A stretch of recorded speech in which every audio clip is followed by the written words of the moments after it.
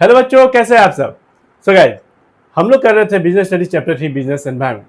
तो चलिए कंटिन्यू करते हैं इस चैप्टर को, देखते हैं आज हम लोग कौन सा टॉपिक करने वाले हैं। तो आज हम लोग करने वाले हैं एलिमेंट्स ऑफ बिजनेस एनवायरनमेंट, और आज हम लोग इसको खत्म करेंगे। बहुत ही आसान है, चलिए देखते हैं एलिमेंट्स ऑफ बिजनेस एनवायरनमेंट।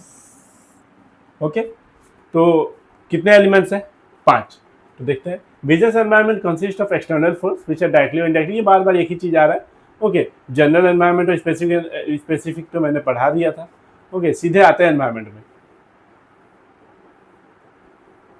यहां से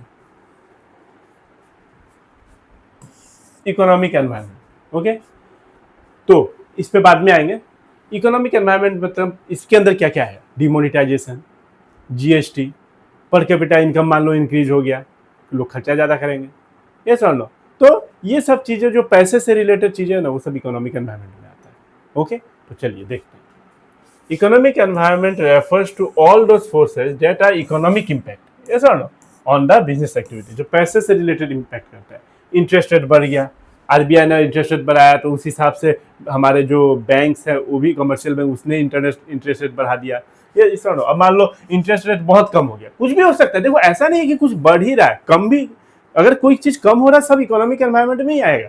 ये समझो, मान लो इंटरेस्ट रेट बहुत कम हो गया, मान लो इंटरेस्ट रेट 8% था लोन का।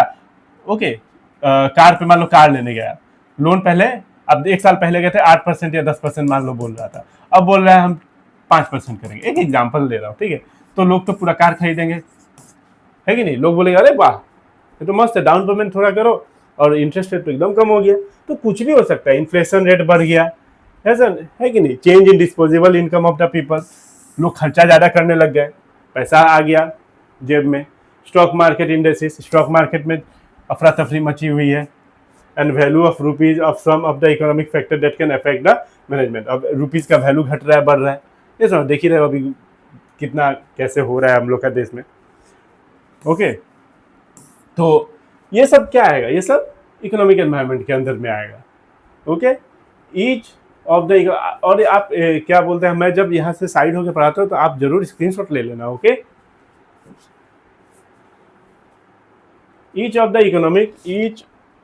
Economic factor can serve either as a opportunity और as a threat to business enterprise. तो सीधा कोई भी चेंजेस आएगा तो किसी के लिए, कोई इंसान उसको अपॉर्चुनिटी में बदल देगा और कोई उसको थ्रेट में, किसी के लिए मुसीबत बन जाएगा और कोई उस मुसीबत में भी आपदा में अवसर का काम करने लग जाएगा। Okay, example, rise in the disposable income of people due to increase in gross domestic product. GDP बढ़ने से डिस्पोजेबल लोग खर्चा ज़्यादा करने लग गए। Of a country create increase in demand of the product. उस हिसाब से क्या होगा, हमारा जो डिमांड है वो भी, डिमांड भी बढ़ने लगेगा। ये सर नो, जैसे जैसे लोग खर्चा करेंगे मतलब डिमांड भी बढ़ेगा। ये सर, लोगों के पास जेब में बहुत पैसा है, तो लोग खर्चा कर रहे हैं और डिमांड भी बढ़ेगा। इजी फाइनेंस स्कीम, अब फाइनेंस स्कीम जैसे मैंने कार वाला बात बताया एग्जांपल, कि फाइनेंस एकदम इजीली हो जा रहा है। ओके, आओ बैंक में कदम रखते ही आपको लोन देने के लिए रेडी है, लो रेट ऑफ इंटरेस्ट पे। तो ये भी एक आपका डिमांड फॉर कार्स, हाँ वही वाला है। तो ये भी एक आपका इकोनॉमिक एनवायरनमेंट में ही आएगा। Rise in inflation rate increase the production cost due to increase in price of raw material. तो इन्फ्लेशन रेट बढ़ेगा तो हर चीज़ का दाम बढ़ेगा, रॉ मटेरियल का दाम बढ़ेगा, कॉस्ट ऑफ प्रोडक्शन बढ़ेगा, तो एमआरपी तो बढ़ेगा ही।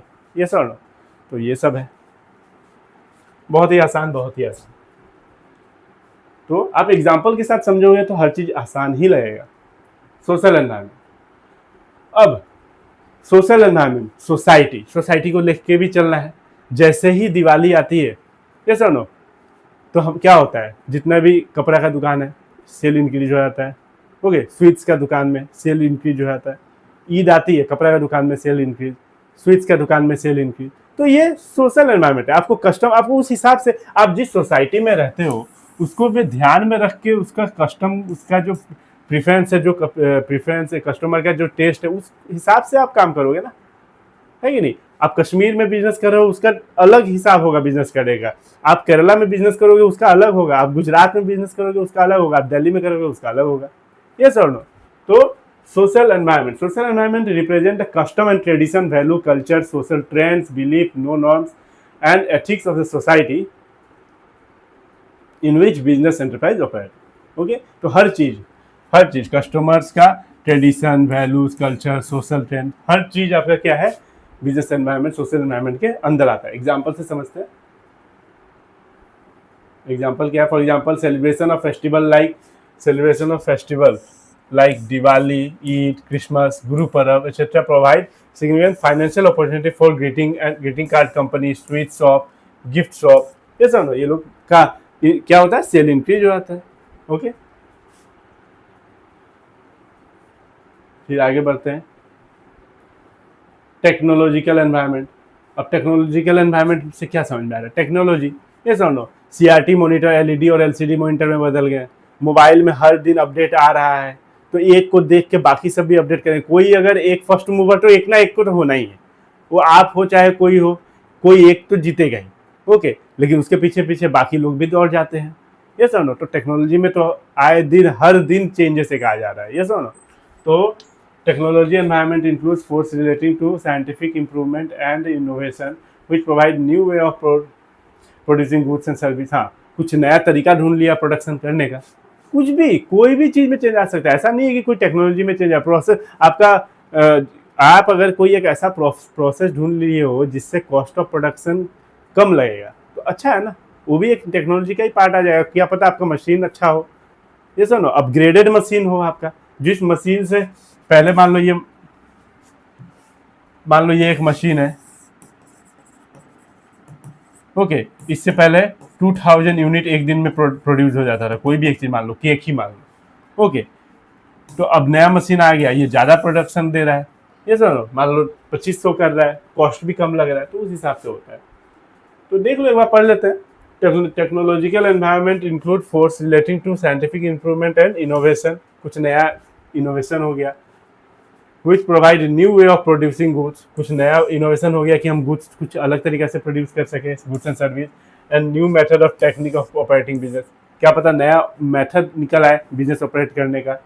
Okay, change in technology is mostly associated with better service and cost efficiency. तो टेक्नोलॉजी में चेंज हो रहा है क्यों? ताकि हम और बेटर सर्विस दे सकें और कॉस्ट एफिशिएंसी हो, कॉस्ट कम लगे। Okay, technology advance create new product, नया प्रोडक्ट बनेगा, न्यू प्रोडक्शन टेक्निक आएगा। Okay, and new way of managing and communicating, अलग अलग वे होगा मैनेज करने का, कम्युनिकेट करने का। जैसे पहले कलर टीवी को, पहले क्या था ब्लैक एंड वाइट टीवी, उसको क्या किसमें बदला गया? कलर टीवी में बदला गया। ये बहुत ही आसान है। Political environment.